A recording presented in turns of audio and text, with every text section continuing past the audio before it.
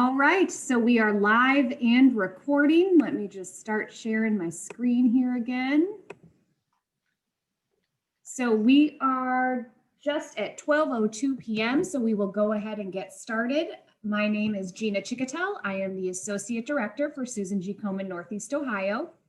Would like to welcome you all to our first virtual session for our 2020 Breast Cancer Survivor Symposium. This is our 15th year in offering the symposium as an event for our patients and survivors in our community. Very happy to have you on board as we navigate through COVID-19 and quickly adapt to this virtual conference space, but very happy you all could join us today. Let's see if I can get these slides to advance here. So a couple housekeeping items before we get started. I'd ask that you please mute your telephone lines if you can. We will have an opportunity to ask our presenter some questions at the end of the session. But if you have a question that you don't want to forget about, please utilize that chat box. It should be at the bottom or the upper portion of your screen. You can type in those questions. I will be monitoring those so we can make sure that everything is addressed. Again, we are recording this and we are live streaming on Komen, Northeast Ohio's Facebook page. So if you want to share this content with anyone, or if you know someone who wanted to attend but had a scheduling conflict, they can absolutely get this information after the fact. It will be available online forever, essentially, as long as our YouTube or as long as our Facebook page is live. We will also post the recording to our website tomorrow. So Komen, NE Ohio, I forgot the .org there, /Survivor Symposium. And then we'll also upload it to our YouTube page. So many opportunities to get the information, and you can always go back and listen if something was discussed that you wanted to hear again. Just wanted to quickly touch on some resources that we have available on Komen.org. I'm going to share with you another screen, if I can find it. Yes. So if you go to Komen.org, it's sort of unfortunate that they don't have vitamin and supplement information in one centralized location.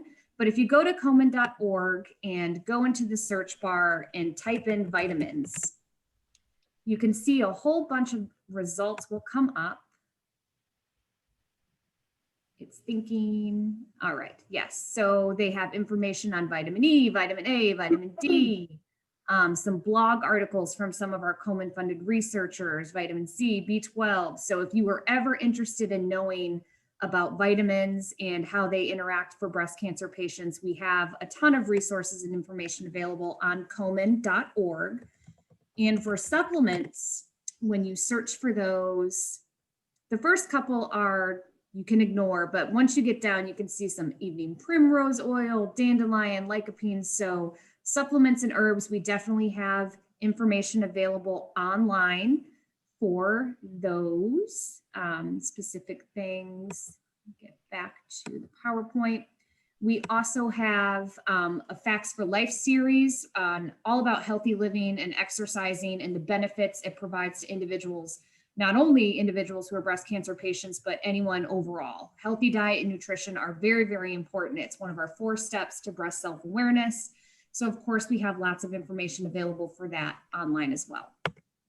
So with that, I would like to turn everything over to today's speakers. We have Dr. Erin Roesch from the Cleveland Clinic. She is Associate Staff Breast Medical Oncologist with the Taussig Cancer Center, and Dr. YuFang Lin, who has a whole host of alphabet soup after her name. I don't even know what half of these stand for, but she works for the Center for Integrative Medicine, also through the Cleveland Clinic. We're very happy to have them both here today. I will stop sharing my screen so they can start sharing their slides, and we are kicking things off with Dr. Roesch. Great, thank you, Gina. So very happy to be here. Let me just share my screen and make sure everyone can see. Okay. PowerPoint view. Okay. Are you able to see my screen okay? Yes. Yes, good to go.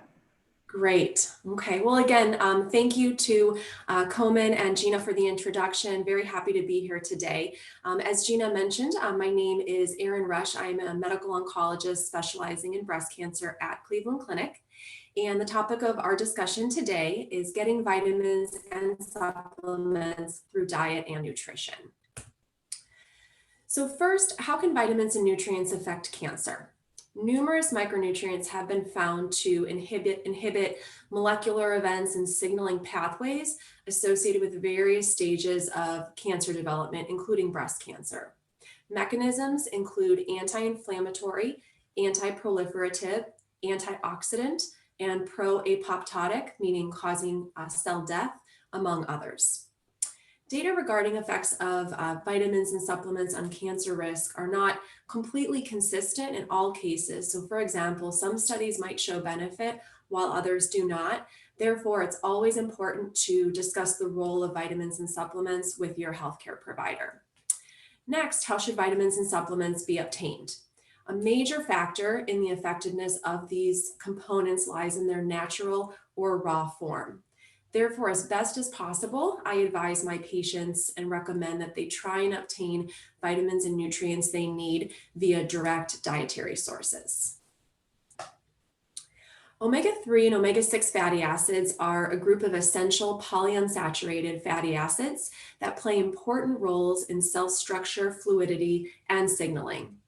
The most abundant dietary polyunsaturated fatty acids are the short-chain omega-3 alpha linolenic acid, or ALA, and the omega-6 linoleic acid, LA, most often ingested as plant oils. Unless they're derivatives, which you can see highlighted on this figure here, including EPA and DHA and AA are directly ingested, they must be derived from ALA and LA respectively. Given the general health benefits that are increasingly being recognized for EPA and DHA, the recommendation is to obtain 200 to 500 milligrams per day of EPA and DHA in the form of fish or fish oil. Average intakes of EPA and DHA combined, usually from fish or supplements, is a bit lower than that. And the omega-3 fatty acid intakes that are recommended for healthy individuals are not likely to be effective in chronic inflammatory conditions. Therefore, higher intake might be needed in these situations. Primary intake, or sources, I should say, of EPA and DHA are most commonly thought of as fatty cold water fish, such as salmon. Whereas omega-6 fatty acid, AA derivative, is obtained most efficiently from eggs, poultry, and meat. So how much can one obtain from various fish sources? So for example, 2.4 grams of EPA plus DHA can be obtained from approximately a 4-ounce serving of salmon, where one would have to eat, as you can see, 1 pound of halibut or 5 pounds of shrimp to obtain the same amount. So as you can see, the omega-3 content of individual sources may vary. The influence of omega-3 fatty acids on cancer is thought to be related to the balance of inflammation in the body. The omega-6 polyunsaturated fatty acid, AA, and its derivatives are important in initiation and sustainment of inflammation, so pro-inflammatory. The omega-3 fatty acids, EPA and DHA, and their derivatives produce minimally inflammatory molecules and then inflammation resolving mediators. So the net effect, if DHA and EPA are present in sufficient amounts relative to AA, the omega-6 derivative, is an anti-inflammatory or inflammation resolving. So how is omega-3 fatty acid intake and supplementation related to breast cancer? Current use of fish oil supplements in the VITAL trial, which is a study looking at the role of omega-3 and vitamin D in various outcomes, including breast cancer outcomes. So current use of fish oil supplements in this study in women aged 50 or older was associated with a 30% reduction in risk of breast cancer. Additionally, in a large cohort study of over 3,000 women with early stage breast cancer, higher intake of EPA and DHA from dietary sources were associated with a 25% reduction in breast cancer recurrence and also an improvement in overall mortality. Another benefit of omega-3 fatty acids, which I think many of us are aware of, is reduced cardiac events. And this can be related to how EPA and DHA reduce triglycerides and platelet aggregation and are thought to even have anti-arrhythmic effects. Furthermore, studies are evaluating their role in bone density, aromatase inhibitor-related arthralgia. And we actually have a trial currently open at Cleveland Clinic looking at this specific outcome, insulin resistance, weight gain, and cognition. Vitamin D differs from other micronutrients. Your body actually produces this vitamin when you expose your skin to ultraviolet B radiation from the sun. You can also get some of the vitamin in your diet. Salmon, fresh tuna, and mackerel are natural sources. Milk, yogurt, and some breakfast cereals are fortified with vitamin D, or you can take a vitamin supplement. I typically recommend my patients aim for about 800 to 1,000 international units of vitamin D supplement, especially if they have compromised bone health, are taking an aromatase inhibitor and or bone strengthening therapy such as a bisphosphonate. So how is vitamin D processed in the body? Again, vitamin D is a steroid prohormone mainly derived from the synthesis induced by UVB radiation on dehydrocholesterol in the skin. Endogenous synthesis is the main source of vitamin D in the body and accounts for about 80% of the vitamin. After synthesis in the skin or absorption from the diet, vitamin D is transported by a specific binding protein to the liver, where it's hydroxylated to 25-hydroxyvitamin D. This is the inactive form and is the main metabolite circulating in the blood and is also used to determine vitamin D status. So this might be what is reflected in your labs, for example. 25-hydroxyvitamin D is then hydroxylated to its most active metabolite in the kidneys. Apart from its traditional role as a modulator of calcium metabolism and bone homeostasis, vitamin D has been shown to have potent anti-inflammatory, anti-proliferative, and pro-apoptotic effects. Vitamin D may also influence immune cell development and modulate the tumor microenvironment. What is the possible role of vitamin D in breast cancer? A recent meta-analysis of 68 studies published in 2018 showed a protective effect of vitamin D use, with a 35% reduction in risk observed in the case control studies and a 15% risk reduction in cohort studies. Also, a meta-analysis of 5 studies, including nearly 4,500 women with early stage breast cancer, showed that higher vitamin D levels were associated with a 42% reduction in the odds of death from breast cancer.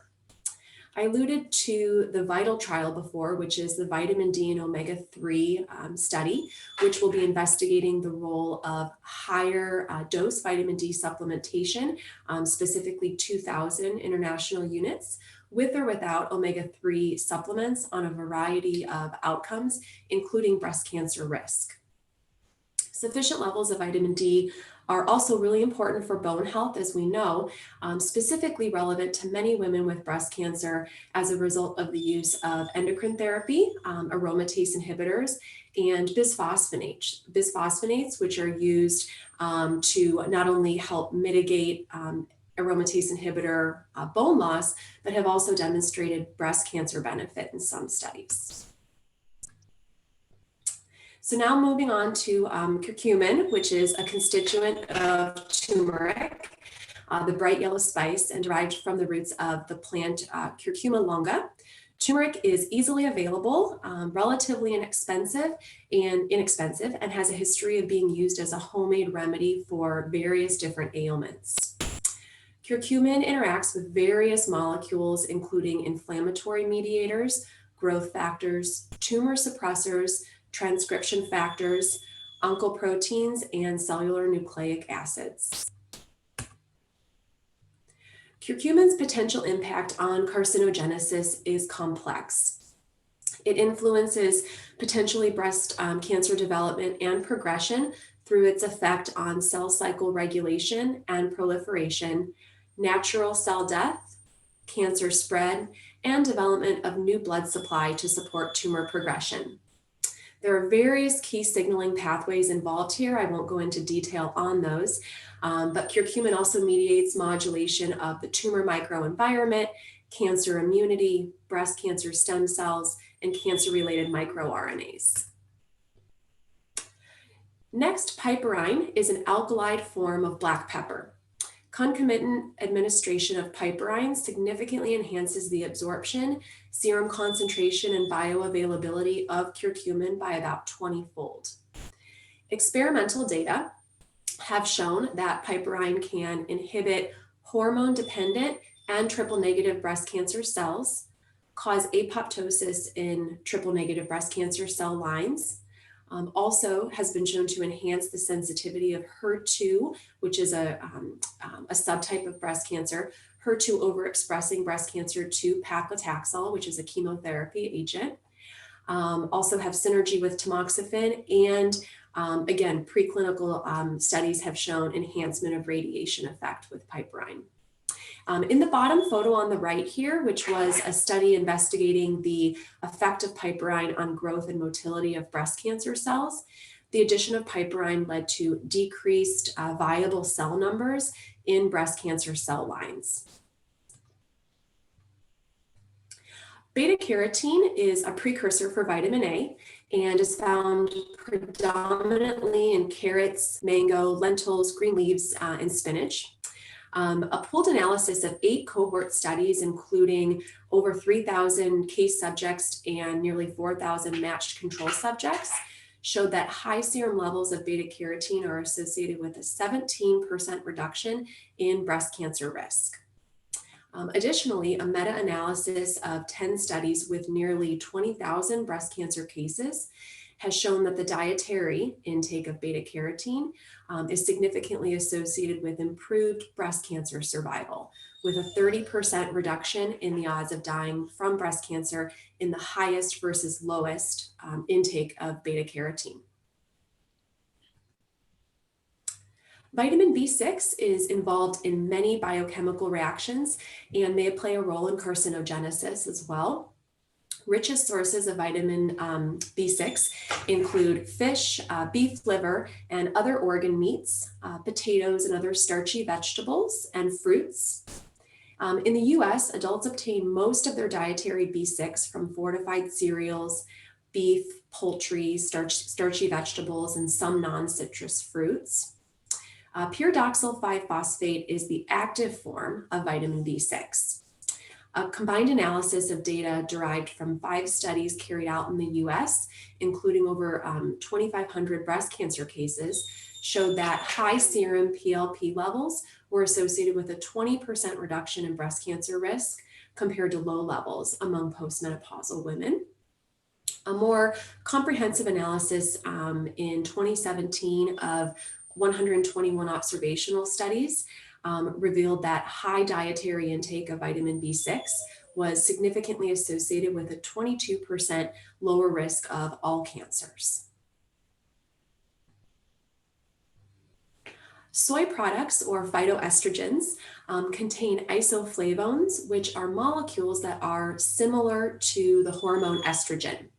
These are found in soybeans and other legumes. It's this similarity which has led to some theoretical concern that soy could increase the risk of estrogen-sensitive cancers, including breast cancer. However, clinical trials have shown that soy intake does not adversely affect the risk of breast cancer. These studies on humans have not confirmed a link between eating natural soy and developing breast cancer. In fact, there's some evidence that soy-rich diets in Western women prevent breast cancer. And so soy is something actually that I get asked very frequently about in my clinic. And I think the key here is moderation. And so that's what I'll tell my patients, meaning they do not have to completely avoid soy by any means, but just be mindful and moderation as is recommended for many other vitamins and supplements. There are various other micronutrients for which some data exists regarding potential breast cancer benefit. These include EGCG, which is found in green tea, sulforaphane and indole 3-carbinol, which is found in cruciferous vegetables, and quercetin, which is found in several fruits, vegetables, and leaves. Despite the reported widespread use of dietary supplements during cancer therapy, few empirical data with regard to their safety or efficacy exists. Because of some concerns that supplements, particularly antioxidants, could reduce the cytotoxicity of chemotherapy, a clinical trial was conducted to evaluate associations between supplement use and breast cancer outcomes. In this study, over 1,100 patients with breast cancer receiving chemotherapy were queried on their use of supplements at registration and during treatment. Outcomes of recurrence and survival were then analyzed. So in this trial, investigators found that the use of any antioxidant supplement, vitamins A, C, and E, coenzyme Q, for example, both before and during treatment was associated with an increased hazard of recurrence and to a lesser extent death. And so those are the graphs that I've highlighted here. For non-antioxidants like vitamin B12 and iron, use both before and during chemotherapy was also associated with poorer disease-free survival and overall survival. Multivitamin use was not associated with survival outcomes. So conclusions from this study were that associations between survival outcomes and the use of antioxidants and other dietary supplements during chemotherapy and even before are really consistent with recommendations for caution among patients when considering the use of supplements other than a multivitamin during chemotherapy. And so this is something that I also adhere to and recommend in my clinics. Again, a very common question as women are being recommended for a certain treatment and are getting ready to start treatment is in terms of vitamins and supplements, what should or can they take? And I generally say it's best during chemotherapy to avoid the use of any additional supplements other than dietary during treatment. Multivitamin use, in my opinion, is okay. So in summary, key takeaway points I think include the following. First, really adoption of a healthy dietary pattern is really integral.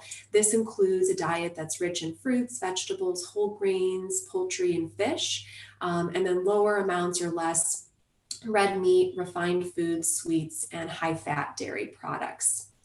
Studies have shown that maintaining a healthy body weight and regular aerobic physical activity can also have benefit on breast cancer outcomes and overall health. I think, again, the point of moderation is really important. Moderation is key, and it's really best to obtain vitamins and micronutrients via natural means in the diet. I think it's also really important to monitor and manage any additional medical conditions, such as, because diagnoses such as high blood pressure, high lipids, and diabetes can contribute to metabolic syndrome, for example, and thus breast cancer risk. And always really important, I think, and I recommend to discuss any questions that you might have with your oncologist or other healthcare provider who can help answer, again, any questions or concerns and help guide the use, especially during treatment for our patients with breast cancer and in the survivorship setting. So again, thank you for the opportunity to discuss this really important topic with you all today. And I will turn the slide screen over to Dr. Lin. Thank you, Dr. Roesch. So let me share my screen.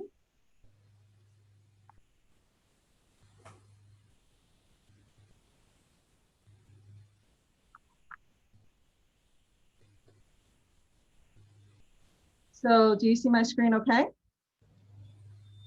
Yes. Great. So I'm very happy to be with you here today at lunch hour talking about food. I hope you have some healthy food around you, maybe drinking a cup of tea as I was earlier. So what our goal here today is thinking about using the food that we have in our kitchen to support our overall health. I like to think of it as the kitchen pharmacy. So again, my name is YuFang Lin. I am a integrative medicine specialist at Center for Integrative and Lifestyle Medicine at Cleveland Clinic.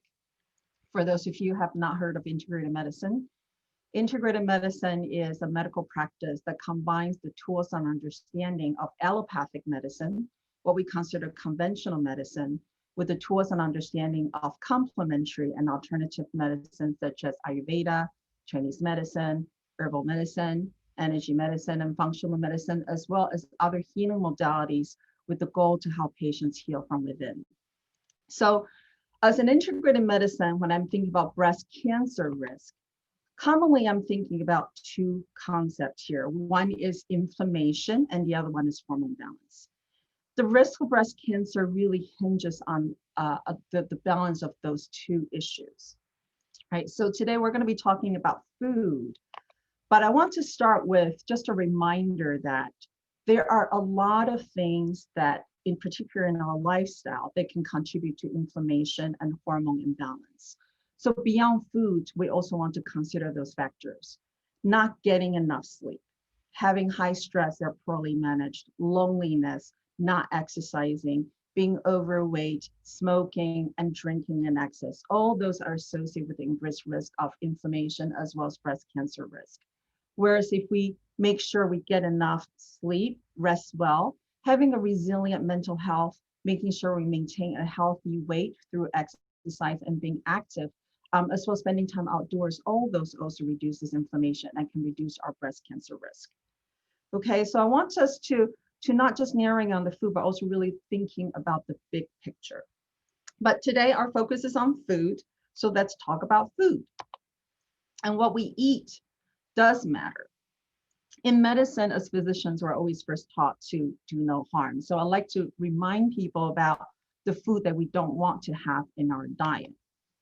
So the food to avoid, start with standard American diet. They're really rich in sugar, starches, fried fats, saturated fat, trans fat, and chemicals and artificial sweeteners, etc.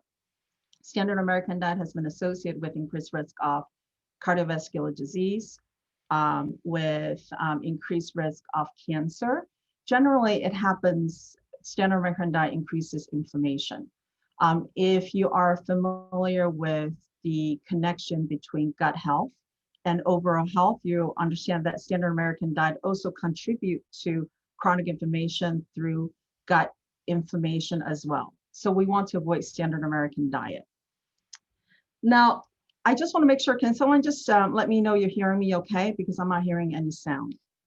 Nope, we can hear you loud and clear. Oh, perfect. Okay. So part of the reason standard American diet is problematic is because it's really high in sugar. And again, we know that sugar contributes to chronic inflammation. And in a very conventional diet, oftentimes we have artificial sweeteners, which are known to be associated with inflammation of the nervous system or inflammation of the liver. So we want people to reduce processed foods that have artificial sweeteners as well as other chemicals in their diet. And that includes soda, which not only have sugar or artificial sweeteners, but also can have food colorings and phosphorus, which can reduce absorption of calcium and contribute to osteoporosis. And we want people to avoid MSG as well, because monosodium glutamate is associated with inflammation of the nervous system and irritability. So in general, we want to avoid processed food, and we want to avoid food that has a lot of food colorings because again, that can negatively impact our gut microbiome, negative impact our brain health, and also contribute to ADHD, inflammation, and irritability. So now we got that out of the way. Let's talk about the food that we want to bring into our diet. So the food to love, in general, we want to have food that have certain characteristics. The first characteristic is that we want the food to be nutrient dense, but not calorie dense. We also want food that give us the ability to reduce inflammation and reduce oxidative injury. We want food that are rich in fiber, and we want food that can support our liver function, that support a healthy hormone balance. So if we start with the first one, food that are nutrient dense, but not calorie dense, essentially are food that are plant-based. So the common dietary pattern that I suggest people to eat are what we considered Mediterranean dietary pattern, but also this can be an Asian dietary pattern as well. And this is a dietary pattern really just rich in lots of whole food, lots of vegetables, some fruits, and also healthy fat and healthy protein. Now, central to this diet is lots of plant-based food, right? So vegetables, again, some fruits, lots of beans, nuts and seeds, mushrooms, because those plant-based food have a lot of micronutrients that Dr. Roesch mentioned earlier. The vitamins, the minerals are very important for our general health, including our immune system. They support our energy system, they support our cellular regeneration, they support our immune system, as well as our mood. And generally, they support our overall healing process. The thing about those vitamins and minerals is that most of them you cannot find in animal-based food. You really must get most of them through plant-based food. So this is a great place to start for most individuals in terms of having a healthy diet. And the second thing we want in our food is food that are rich in antioxidants that can reduce inflammation and oxidative injury. And again, we come back to the plant-based food again. There is a study that looked at antioxidant content of more than 3,100 food. And this is a summary slide from that study, which is a little hard to read, but since we're all sitting in front of the computer now, you can actually read this better than if you're sitting at the auditorium and looking at the slide from distance. So if you look at the top, you see that when you look at antioxidant content, plant versus animal-based food actually has very minimal antioxidants. Most of the antioxidants are found in plant-based food. Now, compare category in plant-based food, you see that there are certain categories in plant-based diet that has more antioxidants. The powerhouse that has antioxidants is berries. Berries have a lot of antioxidants. And you see that in this category. So median is the medium content of antioxidants in berries. So you can see that berries are high. Chocolates and sweets. So I would put the sweets aside, but say chocolate, fantastic antioxidant source. Definitely a good reason to eat chocolates. Nuts and seeds as well. You see that median nuts and seeds have some antioxidants. But the powerhouse in herbs world is the spices and herbs, and we'll talk about that. This study also looked at the antioxidant content in supplements and in herbal medicine. You see they do have antioxidants as well, but you get decent amount in our herbs and spices and nuts and seeds and in chocolate. So again, we can get the antioxidant through food. And this is just a summary from that particular slide, just to make it easier to read. So we want plant in our diet because plant produces something called phytochemicals. Their chemicals are produced to support their own immune response when they're attacked by droughts, by bacteria, by insects. So the phytochemicals they produce for them are protected for the plants, but as we eat those, we get the benefits. So the antioxidant that Dr. Roesch mentioned are such as polyphenols, carotenoids, and sulforaphanes are all found in plant-based food. Polyphenols are the pigments in vegetables and in fruits that give all different colors, from the red, the greens, the yellows, the purples, and blues, known to be antioxidants, known to have anti-inflammatory properties. They support liver in detoxing. They are neuroprotective, so they support a healthy brain. They also often have antimicrobial properties, so help balance out our gut microbiome, also help support a healthy bacteria defense for us when we're under attack for, let's say, by infections. And also through supporting our liver function and support detox, they modulate our hormones. And a lot of polyphenol have phytoestrogen that Dr. Roesch mentioned as well, so can help support our estrogen balance. So ferrophane, Dr. Roesch also mentioned, rich in cruciferous vegetables, are known to be anti-inflammatory, antioxidant, have neuroprotective function and also support liver's function and detoxing. And sulforaphane is really rich in cruciferous vegetables. We'll come to that a little bit more. And carotenoids, the phytochemical in plants that gives you the color of the red, orange, and the yellow, are known to be anti-inflammatory, have antimicrobial properties, and also are precursor for vitamin A, very important for vision. So as we're thinking about plant-based food, we also want to think about eating a rainbow color of food, because different colors of those phytochemicals are going to give you different nutrients, right? So you don't want to be eating the same food all the time. You want diversity of different colors. And we talk about herbs and spices. Just remember, cooking with those herbs and spices also give you a power punch in terms of antioxidants. And the same study that was looking at the antioxidants showed that when you think about herbs and spices, allspice, fantastic source of antioxidants. Clove, look at that, 277 millimoles of antioxidants per 100 gram of clove that you use. Oregano, rosemary, cinnamon, fantastic powerhouse. So you can cook with those very easily. I want to draw your attention to mint. Mint, another powerhouse, 116 millimoles of antioxidants per 100 gram that you consume. One way to get mint very easily through your diet is through teas. So we can start thinking about even bringing teas as our nutrients, as our pharmacy, right, to support your overall health. So there are 3 teas that I really want you to consider to have in your back pocket or in your kitchen. And if you have a pot, if you have a plant area, you can grow those during the summer: chamomile, lemon balm, and peppermint.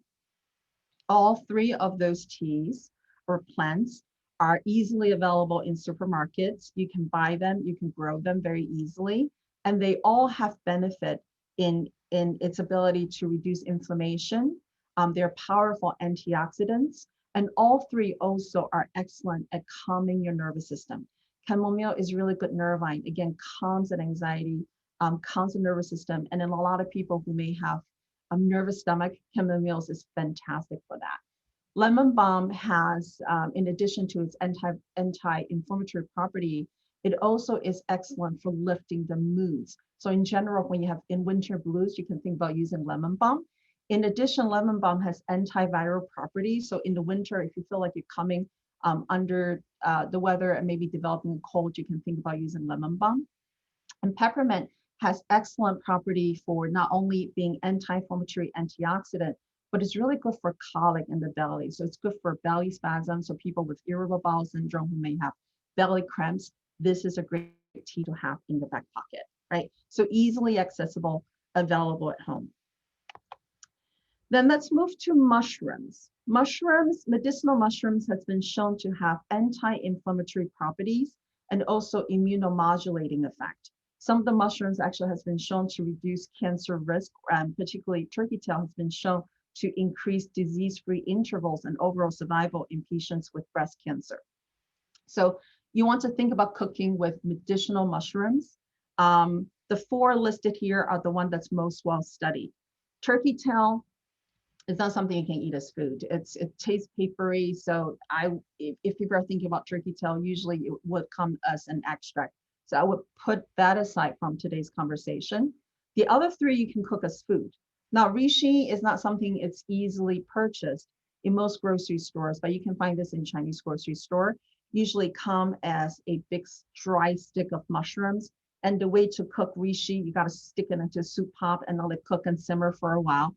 That allows you to extract the medicine from reishi into the soup. So that's one way of getting your medicine. Now, maitake and shiitake, those are actually nowadays very accessible. You can find those usually in a health food store. It's available, I know, in Whole Foods. And so you can cook with those. You can saute them. You can stir fry. You can put them into soup pots. You can scramble them with eggs. So there are a lot of ways to cook those mushrooms and add them into your diet.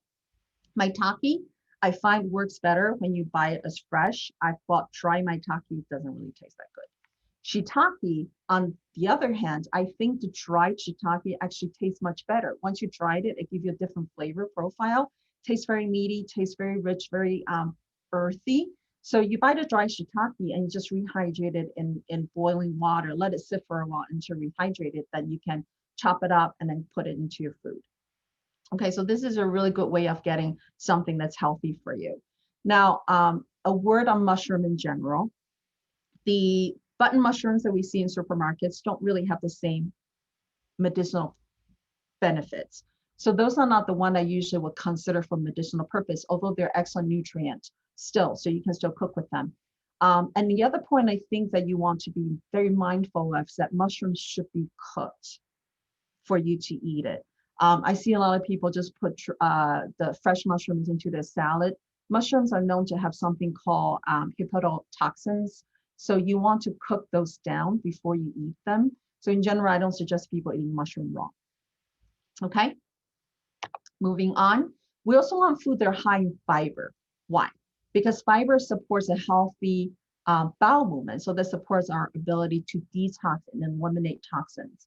Fiber also are food for our bacteria, so it's to support a healthy gut microbiome. And when you eat fiber, it reduces absorption of sugar and cholesterol. So in general, a fiber-rich diet improves your cholesterol and sugar profile, reduce your risk of cardiovascular disease. In addition, when you're eating food that are high in fiber, you're eating food basically the mostly plant-based food, right? Vegetables and fruits. So you're getting a lot of antioxidant at the same time, thus it also reduces your cancer risk. So this is just another list of food that have lots of soluble and insoluble sugar. Again, vegetables, fruits, nuts and seeds, beans, and even, even baked good that has grains in it. So another list for you to consider.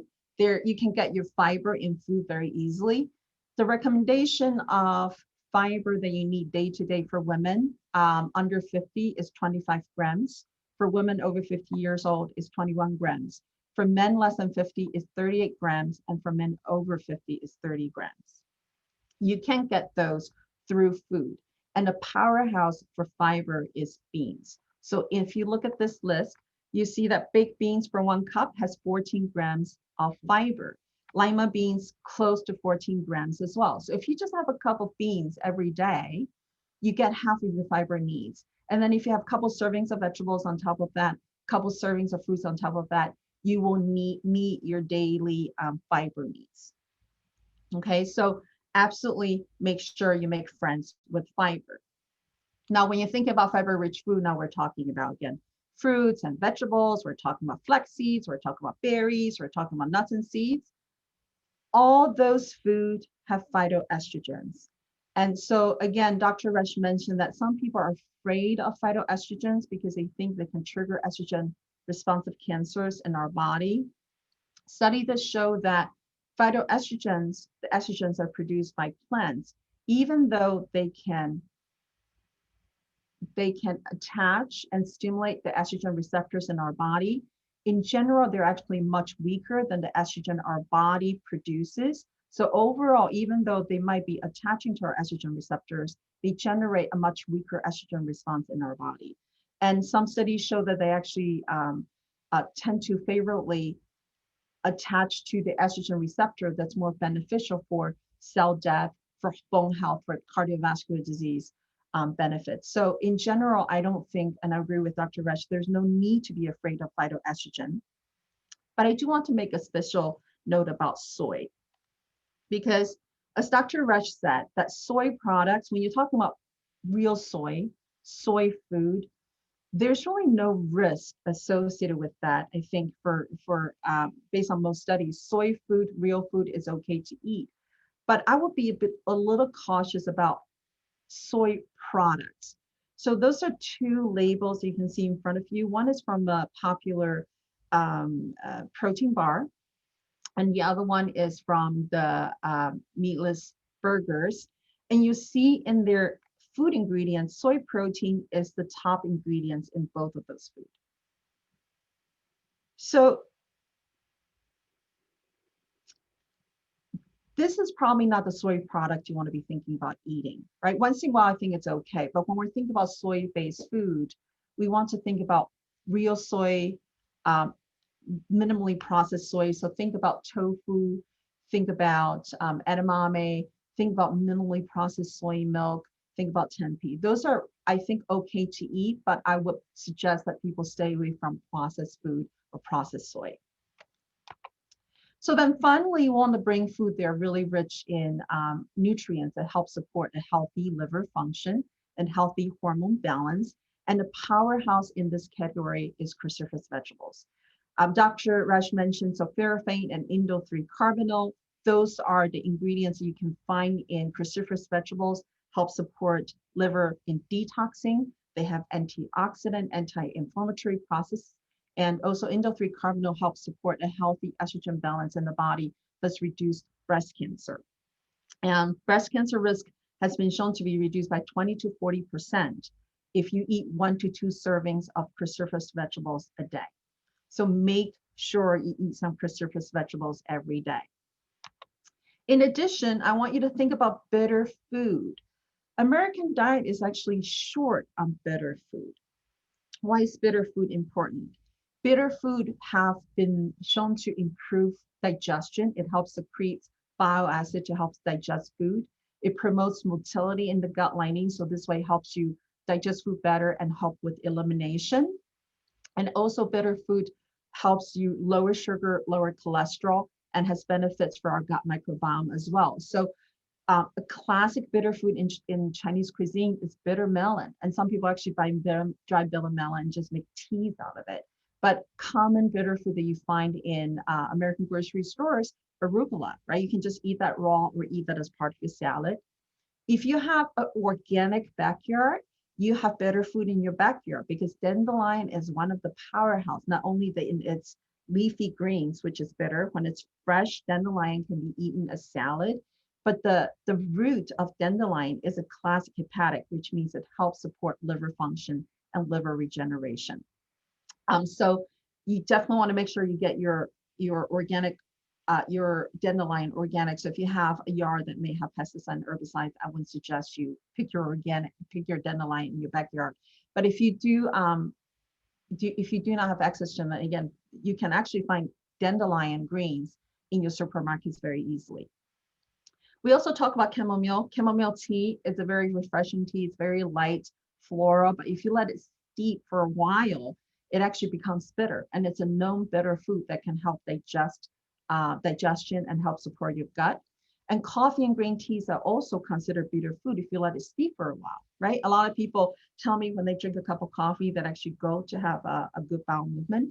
So those are the things you can add in. Green tea in particular have the ECGC that Dr. Roesch mentioned. In addition, it has something called L-theanine, which is known to help lift your mood, can support a healthy mental health. The thing about coffee and green tea, though, is they do have caffeine, so you don't want to be drinking in excess. So 2 to 3 servings a day would do it. Okay.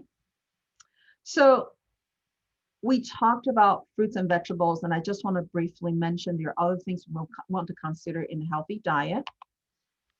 You want to bring fermented food into your diet because fermented food supports a healthy gut microbiome. So make sure you also in your diet add some sauerkraut, kombucha, kefir, miso, or kimchi. Any of the fermented foods in your diet on a regular basis can be very supportive for a healthy gut microbiome. You also want to bring healthy fat. As Dr. Roesch said, omega-3 is very important, reduces inflammation. Polyunsaturated fat and monounsaturated fat that you find from avocado, olive oil also can be very supportive. So definitely bring omega-3 through your food, through the food that you see here. Salmon, sardine, mackerel, nuts and seeds, shellfish, egg, etc. So make them part of your diet. And let's not forget about protein as well.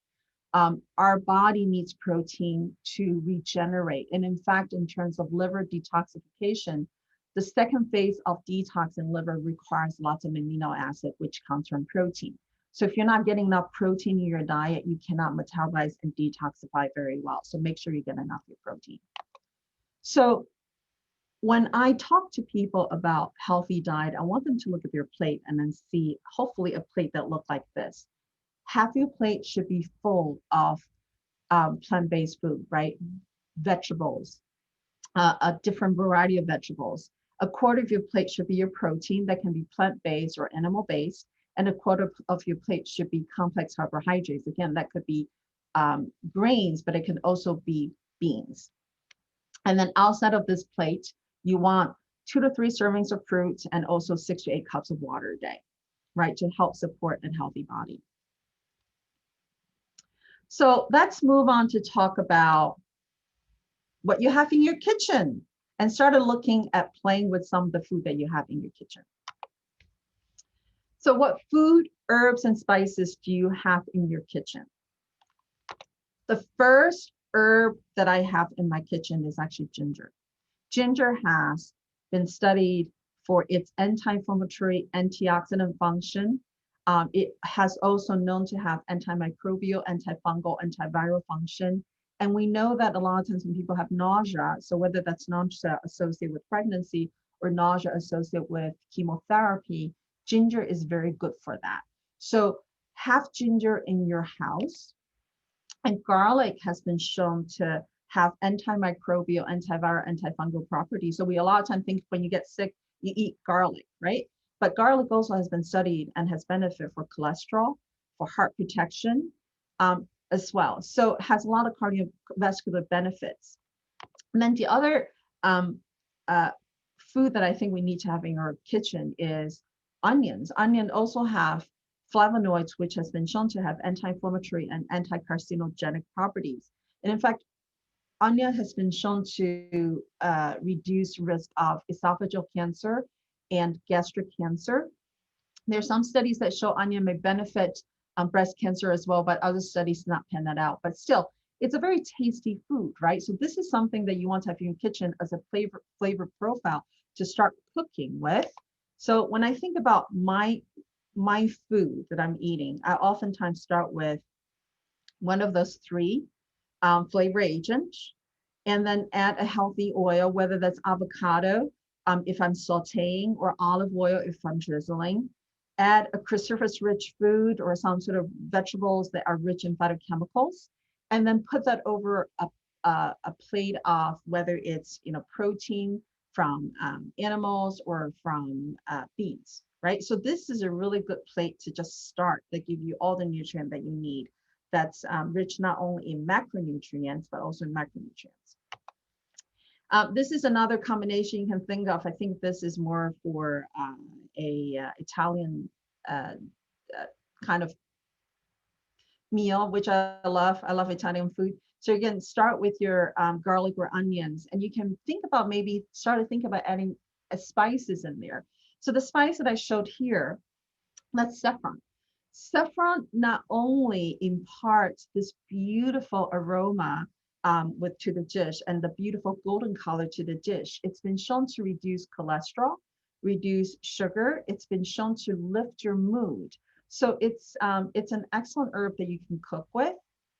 And again, you throw in your mushrooms, maybe some green leafies, throw in your lycopene or quercetin-rich tomatoes, and then put that over a plate of pasta, whole wheat pasta, or wild rice, or your quinoa, right? And then what you want to think about is finishing your plate with something else that also add the antioxidants punch into your plate. So you bring in your herbs like parsley, cilantro, oregano, and basil. You bring, again, black pepper that Dr. Roesch mentioned, the piperine, which helps absorption of nutrients that's anti-cancer, like curcumin or like beta carotene. You can throw in some flax seeds, which give you the omega-3 and the fiber. You can add in some chili pepper flakes, which give you anti-inflammatory properties, but also can help you fight off infection. You throw in maybe a drizzle of olive oil or sesame oil for its antioxidant, anti-inflammatory function. And again, maybe a squeeze of lemon if it's appropriate, or a lime for the vitamin C for its immune support, right? So those are the things that I want you to think about as a way to start playing with your food. Now, Dr. Roesch mentioned turmeric. A lot of people I know takes turmeric because it's been shown to have excellent profile for reducing inflammation, reduce oxidative injury, and also anti-cancer. Turmeric also has benefit in terms of reducing cholesterol and reducing sugar absorption, as well as having a healthier sugar balance in the body. So you can Cook with turmeric in curry. Some people can take it as a supplement. But another way of getting turmeric into your body, into your diet, is through this recipe called golden milk tea. So you just take your milk, which whether it's regular milk or coconut milk or some other kind of milk, throw in some sliced ginger, throw in your turmeric powder or root turmeric, and then throw some peppercorn in there. Let it simmer on the stovetop for about 5 to 10 minutes, strain, and then you can sweeten it with honey if you want. And this is a really good way of getting turmeric into your diet through food. A couple more recipes to share. Goji berries is another one. This is also known as wolf berries. You can find this in Whole Foods, and you can find this in Asian grocery stores as well. Lots of polyphenols in there that's antioxidant rich. It's also rich in vitamin B, it's rich in vitamin C, it's rich in minerals. Classically, it also, in Chinese medicine, is used for eye health because it's zeaxanthin. So I tend to take just, a teaspoonful of goji berries and throw it into my soups or stews. You can even put this into tea. And in people who maybe have undergone chemotherapy, sometimes you have low white blood cells. And in Chinese medicine, astragalus is a root that's oftentimes used to support white blood cells. Again, this is not something you'll find in most grocery store, but you can find this in Chinese grocery store as dried roots. And you can buy astragalus, throw into, again, your soup pots, let it simmer for a while in your soup or stews. And then you can get a soup and stew that's rich in astragalus. It can support your immune system, support your white blood cell function. So one of my recipes that I love is this recipe called the Cold Buster. I take fresh ginger, some goji berries or rose hip, that's also rich in vitamin C, so whatever I have in the house, and throw in maybe a couple slices of dry astragalus roots and just let it simmer with water over the stove. And after 5 to 10 minutes, again, strain. And if I need to add some honey in it for flavor, and then just drink this. This is great when you just started getting sick with the colds, to bring in the beginning of a cold to really boost your immune system. And the same recipe is excellent for pain as well, because ginger is a fantastic anti-inflammatory. So personal story, doctors are the worst patient. I'll own up to that. So one time I was working my yard, and I was pulling up pots, moving a pot, and I didn't realize that pot was rooted into the ground. So when I pulled such that I actually pulled my back, and it was so bad that I took anti-inflammatory medicines over the counter, and that night I was still having so much pain that I could not sleep. And it was bad enough that I was actually contemplating going to the emergency room to get some medicine for it. So, me being me, I don't want to go to emergency room, of course, but, I made myself a pot of ginger tea. And after 1 hour, I was able to go to bed, right? Strong anti-inflammatory, excellent pain reliever. So something to keep in mind. And you can bring this in. This is the perfect season to bring some ginger tea to help support your immune system. So as we're approaching 1 o'clock, I want to start wrapping up with a few resources that I want to share with you. Rebecca Katz is a chef who's really well known for her anti-inflammatory recipes, and she has a book called The Cancer Fighting Kitchen. I think this is a great resource for you to not only for its recipes. In this book, she really goes through the benefits of ingredients of food that you want to bring into your diet. She also has specific recipes that help specific side effects that you may encounter during chemotherapy or as consequences of the treatment of breast cancer. So there are 2 recipes in her book. They're fantastic. One is stir-fried baby bok choy with shiitake mushrooms. So powerhouse of anti-inflammatory agents, cruciferous vegetables, ginger, garlic, and shiitake. Another recipe is a chocolate apricot date nut truffles. And again, who doesn't like chocolate, right? So you're bringing the health benefits from nuts, also from fruits, apricots. And there's no sugar in this. It's all from natural sugar from the fruit. In Cleveland Clinic, I'm blessed to work with a chef by the name of Jim Perkle, who also and I also work with Dr. Mike Roizen as well. And they have a lot of recipes that are plant-based. One of the recipes that Jim uses is this raisin reduction, which he used as a sugar substitution in his cooking. And so he used that sugar reduction. the raisin reduction to make this berry oatmeal crisp, which you see the recipe here. But I want to share with you, he's made all his recipes online in this link you see here. He made this beautiful culinary medicine toolkits in which he talked about, what you want to have in your kitchen, what you want to think about when you're cooking in terms of ingredients. And again, tons of recipes in there, including pictures. So if you just click on that link, you should be able to find the recipes that you can play with. And Chef Perko, as well as Dr. Mike Raisin and Dr. Cooperative came out with this book, What to Eat When Cookbook, which just released this month. Again, lots of recipes in there that's plant-based. This recipe, tomato braised Swiss chard recipe, is in this book. Looks beautiful, very simply, very easily prepared. So again, I want you to think about those as your resources as you move forward in your culinary journey with the kitchen pharmacy for your overall health. So to wrap up, if you have a kitchen recipe, if you have a kitchen, you have a kitchen pharmacy. Okay, thank you for your attention. I'm going to stop sharing and then give it back to Gina.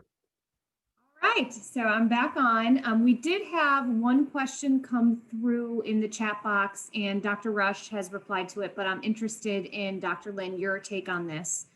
So it comes from Linda, who's with us today. She is cancer-free for 1 year, so let's celebrate that. Congratulations, Linda. That is so great to hear. She is working with Beth Bennett at the Gathering Place, who I'm sure you're familiar with, and she was actually our keynote speaker at this event last year. She is fantastic, greatly support her in all of her work. She said that her advice mirrors what you've been talking about, and she has switched to the Mediterranean diet and has been increasing in her exercise, and she feels great. She doesn't even miss the artificial foods anymore.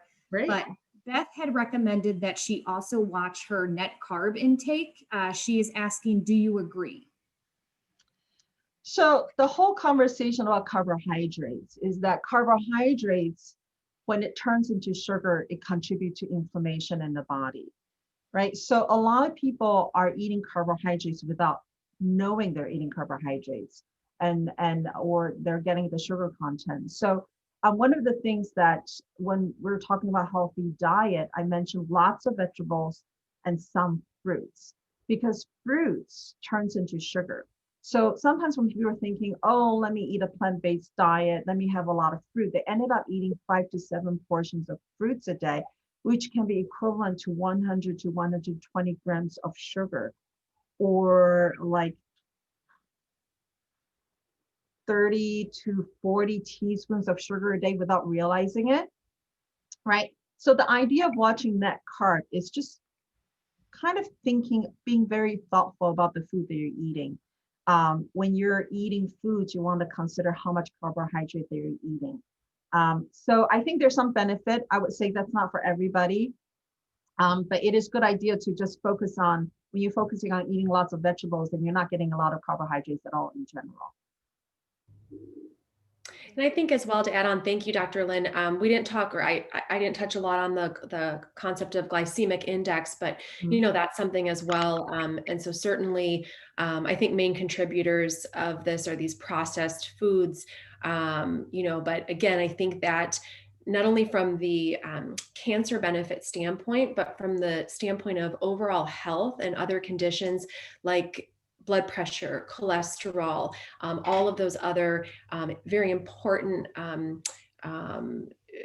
other conditions that women may have or may be managing, those can all contribute to what I mentioned before, the metabolic risk. And that ties in with weight management and all of these things that have been shown to be integral for in the survivorship setting as well. Thank you for that. We had one other question come in from Janet. Hey, Janet, how you doing? I know Janet, so happy to have you here. She's been reading information saying that tomatoes should be eliminated from one's diet. What are your thoughts? You can see from my face, I don't agree with that. Tomato is a powerhouse of antioxidant, particularly if you heard of quercetin. Quercetin is a strong antioxidant, anti-inflammatory It also has antihistamine function. So I think that there's no need to get rid of that. The conversation though about tomatoes, some people are concerned about nightshade vegetables. Nightshades are vegetables that have something called lectin. And our body have lectin receptors that when it's triggered, it can contribute to inflammation in the body. So a lot of people get concerned about lectin. Couple of things about lectin. If you cook lectin, you can denature it, which means you kind of break it down. So when you eat that lectin containing food, it actually does not trigger inflammation. So tomatoes is one of those that you might want to think about cooking it. The same thing, a lot of lectins are in nightshade vegetables. So those usually you want to cook it very well before you eat it.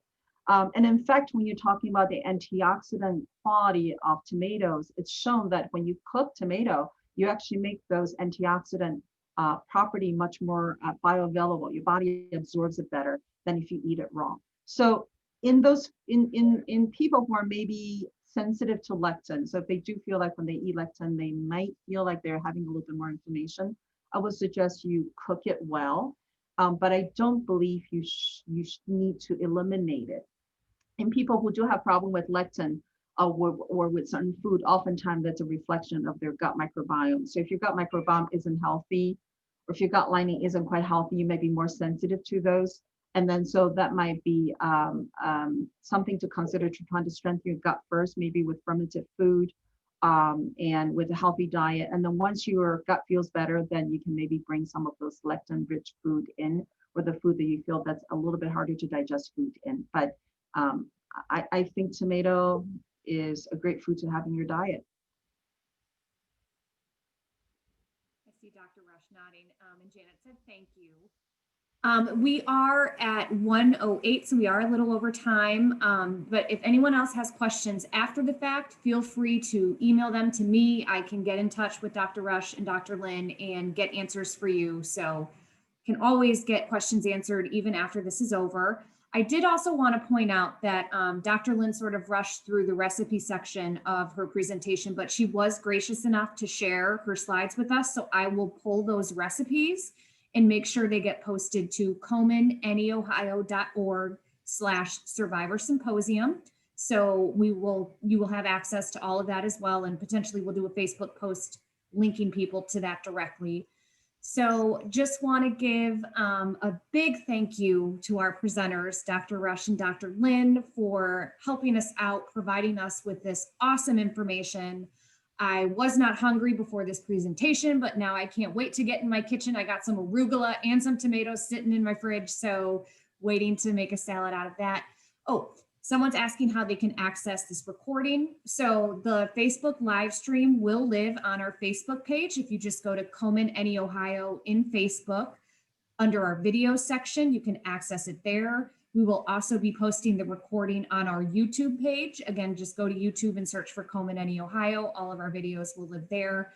And I will also be posting it on our website once it downloads to my computer. So hopefully within the next 24 hours to Komen, neohio.org/Survivor Symposium. So all of the multiple ways to access this recording. And we will probably include the links in our upcoming November newsletter. So if you've registered for this conference, you'll get that information that way as well. So any closing words, Dr. Roesch or Dr. Lin, before we let everyone go? No, I think, again, thank you for the opportunity to present. And I agree with you. I'm hungry now as well. And I want to go take one of those recipes. And I think it's a great time. You know, Dr. Lin and I were talking before the presentation today about how now is really a great time, since we are all at home with our families, to be in your kitchen and be cooking. And, you know, from the standpoint of an oncologist who treats breast cancer, I really encourage my patients to be their own advocates. And so if you have any questions or concerns, always feel free to bring them to your provider. And again, it's our role to help guide you through, you know, any process that you're inquiring about. Yes, and thank you for having me here. It's my pleasure to share my passion about using food as nutrition with you. And I hope you have fun with food. Have fun with food. Don't overthink it. As if it tastes good and it's real food, it's all good. Enjoy. Love it. I love it. Thank you both so much. I will close with everyone stay safe, stay healthy, stay 6 feet away, wear a mask if you go outside, and we hope to see you at one of our upcoming sessions. We have one next Saturday that will focus on breast cancer research and advancements that are coming through the pipeline. And then we'll close out the symposium on October 31st with Spooky Halloween, with a presentation on managing the long-term effects of chemotherapy and radiation. So hope you can join us for one or all of those. And with that, we will give you back your Saturday afternoon. So everyone, take care. Thank you for joining us. And I hope you stay happy and healthy today. Thank you for your time. Goodbye. Bye. Thank you, everyone.